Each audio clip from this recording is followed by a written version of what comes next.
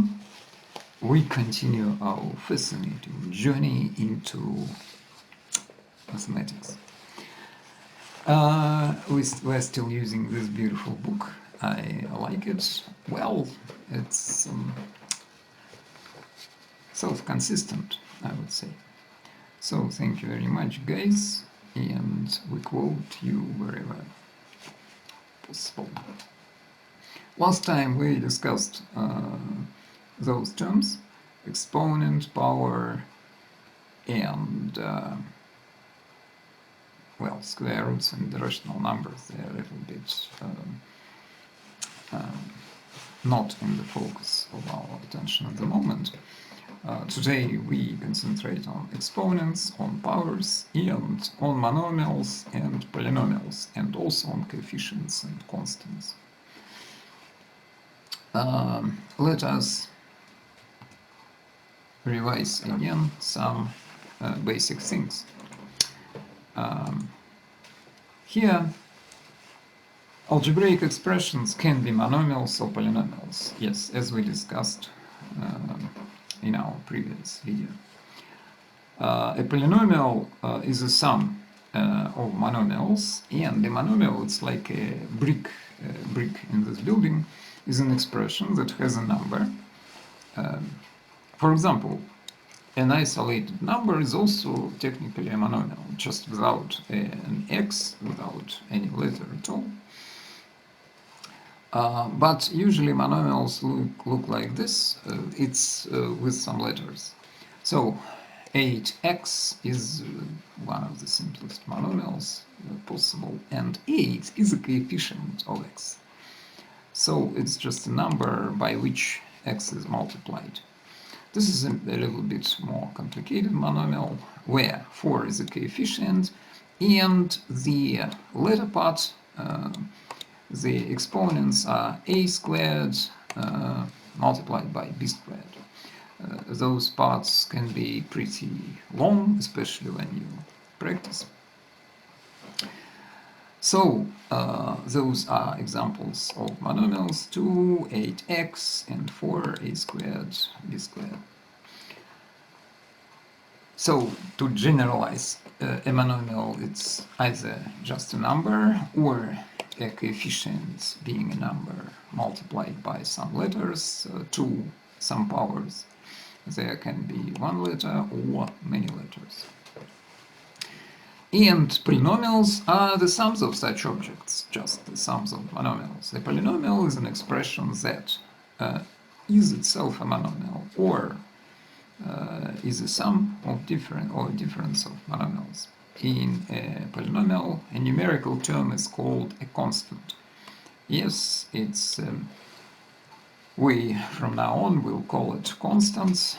In this case, it's a and 5. And what we are concentrated focus of our attention at is like terms. This is very important for future considerations and for the skill of solving equations and inequalities. Monomials with the same variable base or basis and exponents have like terms. Those monomials are called like terms.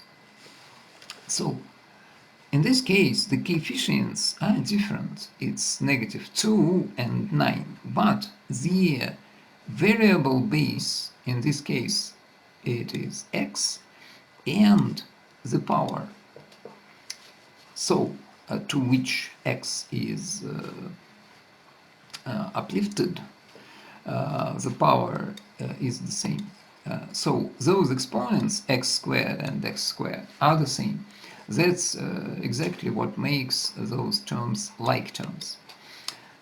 They are not exactly the same, they are similar. It's like similarity in geometry to some extent. And there is another example of like terms, a little bit more complicated. In this case, bases are different, a, but we have a here, and a to the same power, namely 1. And b here, and again to the same power, b to the third power, and b to the third power. And regardless of coefficients, those are like terms. Here are examples of unlike terms. Here our powers coincide, but the bases do not. A cubed is not as b cubed. It can be completely different objects.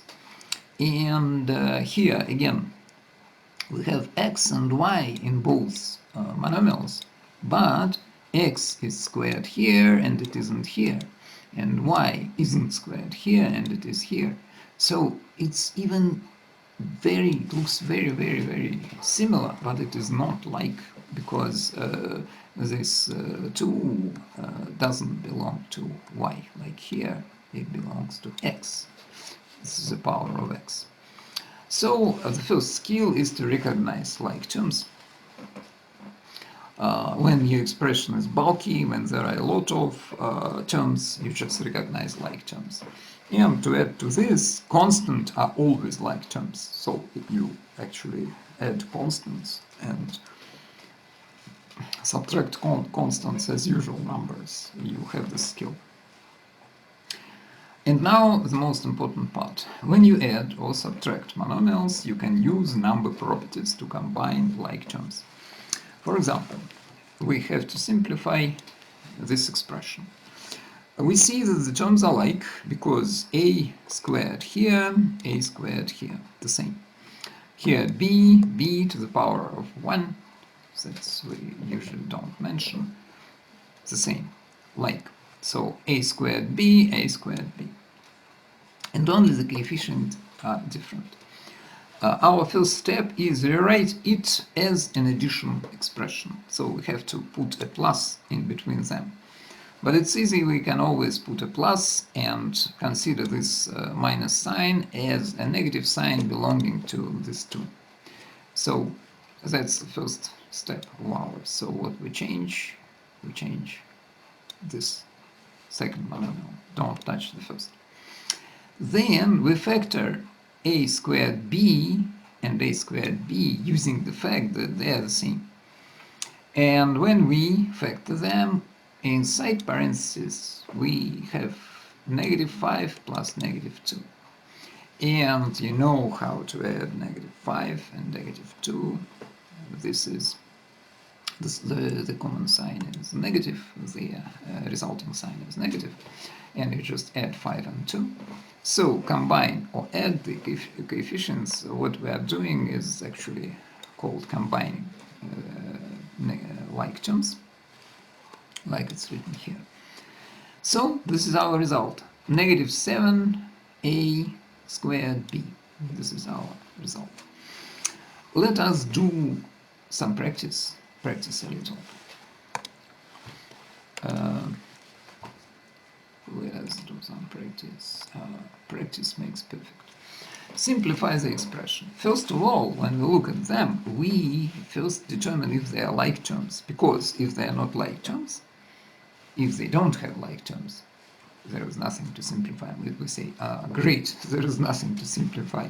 My job is done. I just rewrite it, that's it, as an answer. But here, I have something to simplify. So I'll just perform calculations here. So first I write the same 5x minus 2x. Okay, we, according to the recipe, we rewrite it as an addition. 5x plus -2x. Then we factor x. And when we factor x, we have 5 plus -2 inside the parentheses. And then we perform the addition in the parentheses. 5 plus -2 is +3. We don't write this positive sign, so it's 3x. We just remove the parentheses. So that's the answer, 3x. Number 6. There are others here, yes. So 7a minus 4a. Well, this is already okay. 7a minus 4a. Again, let's factor a, and inside parentheses we get 7 minus -4 and a here. We didn't do many of such subtractions, but when you subtract a negative number, it's the same as you add a positive number. It's like in multiplication, two minus signs becomes one plus sign. So effectively it's 7 plus 4 multiplied by a. It is 11a. Our answer here is 11a. Here it's just easier. Let us do mentally. This is what we factor, rs. And inside parentheses we have 2 plus -8. 2 plus -8 is -6. That's our answer. -6 as a coefficient, and then rs, we keep it. Here in number 7 we have pretty similar expressions, the first two, but the last one is a little bit different. Let me underline what I factor here. I see again there's like terms, a squared b cubed, everything is all right. When I factor it inside parentheses, I get 8 minus -4. It's like 8 plus +4. It's 12. That's my answer. 12 a squared b cubed. And I forgot about the equality sign. Here, again, we factor x, and inside parentheses we've got -7 minus -4. We know that it's like -7 plus +4, and the result is -3, -3x. This is the result. A piece of advice: if you feel uncomfortable with performing this operation mentally, just write it down.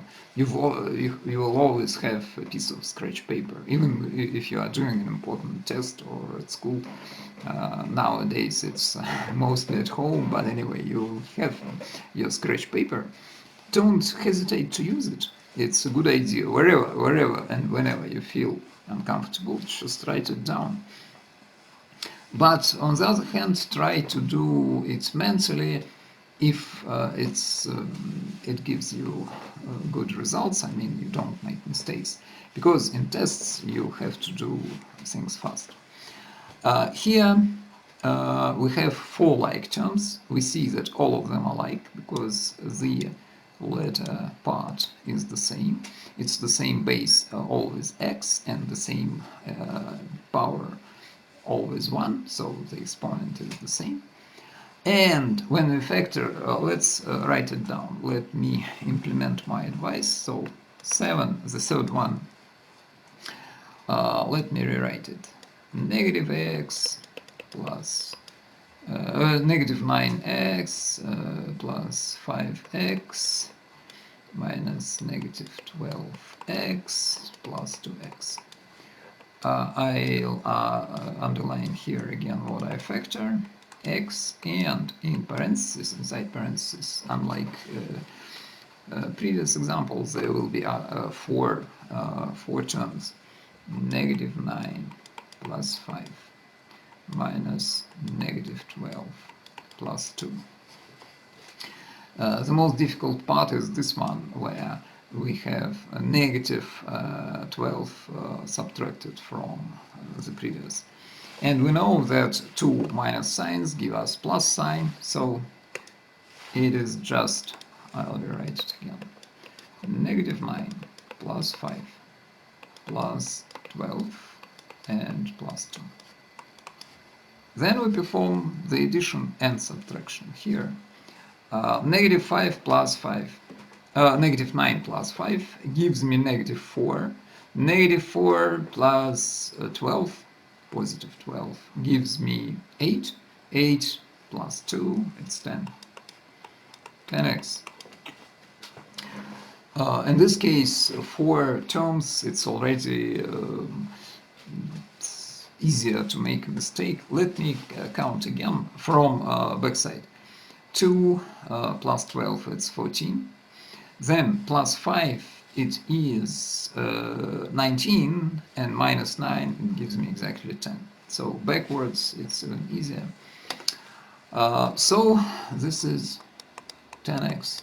10x. Here in number 8, it's nearly the same, 3 terms, but we can see easily that they are like terms because m squared is everywhere, omnipresent.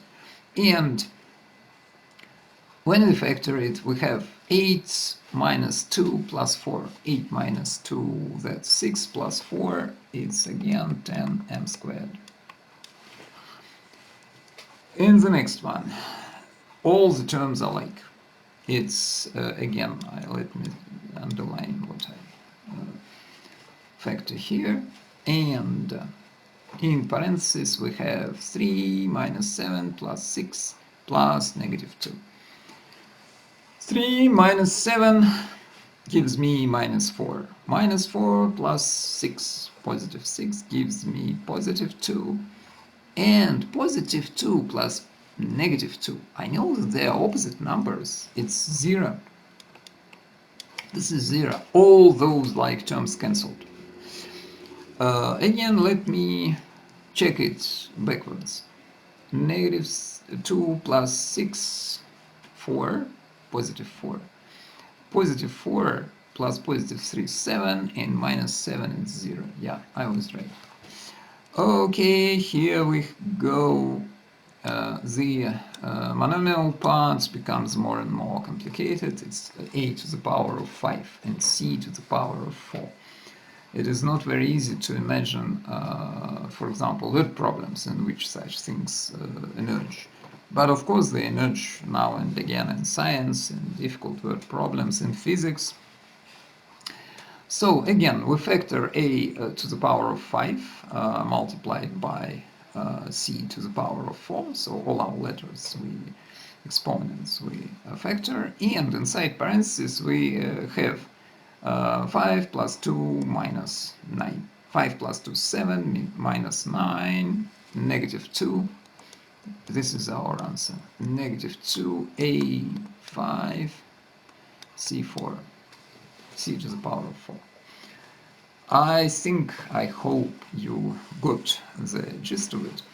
So the rest is, here we factor x squared, and we have negative 6 plus positive 10. That gives us positive 4x squared. Here, that's a tricky one. When I factor this is the easiest and the most difficult, because we can always add a coefficient being 1. When there is nothing, it means that there is 1. So let me do it again here. I'll first write it a cubed b to the power of 6 c to the power of 9 minus 5 a cubed b to the power of 6 and c to the power of 9. Again, I multiply what I underline what I factor, but before factoring I will rewrite it 1 a cubed b 6 c 9 minus 5 a cubed b 6 c 9. Where did I get this one? It's always present. This one is omnipresent. Actually, we can multiply any coefficient by 1 and get the same coefficient. That's the idea. So when you don't see a coefficient, it's always 1. And then we factor it, and inside parentheses we've got 1 minus 5, and outside we've got the same huge monstrous construction. 1 minus 5, we know, I know, you know that I'm telling the truth. Unlike that song, which I like, I am telling the truth, and you can always check me. That's the beauty of mathematics. 1 minus 5 is negative 4. And that's our answer, negative 4, and then this monster goes without any change. A cubed, b to the power of 6, and c to the power of 9. That's our answer. Negative, it's equal to negative 4, a cubed, b to the power of 6, c to the power of 9. And this is the last problem we consider today. There are 5 like terms, but actually there is nothing new. We just factor x, and then in parentheses we have 5 terms. Okay, again, according to my advice, following my own, I'll do it here. I do it right here. Write it down.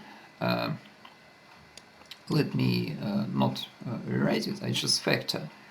Inside parentheses I got minus negative 3 plus 8 plus negative 6 minus 5. This is inside parentheses, and x.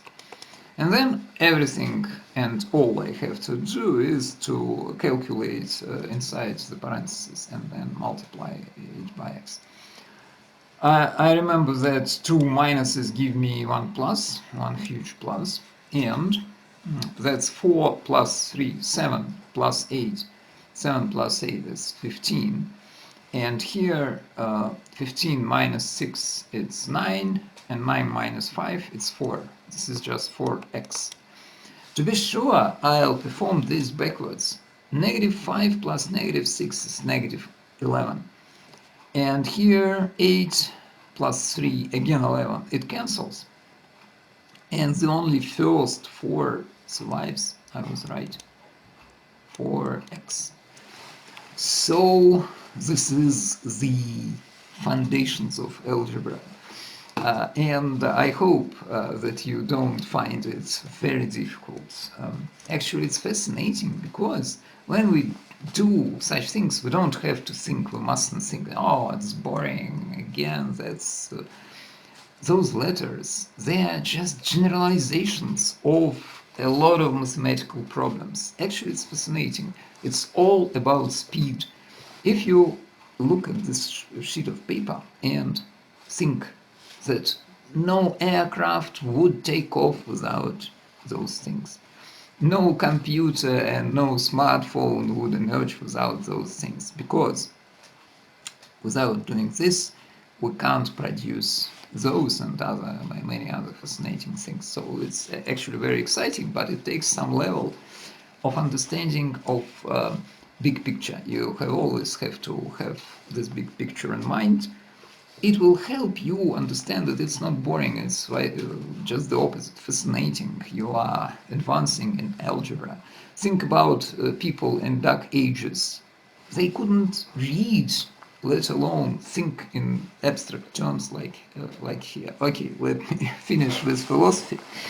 I was happy to have you guys, and hope to see you again. Bye bye.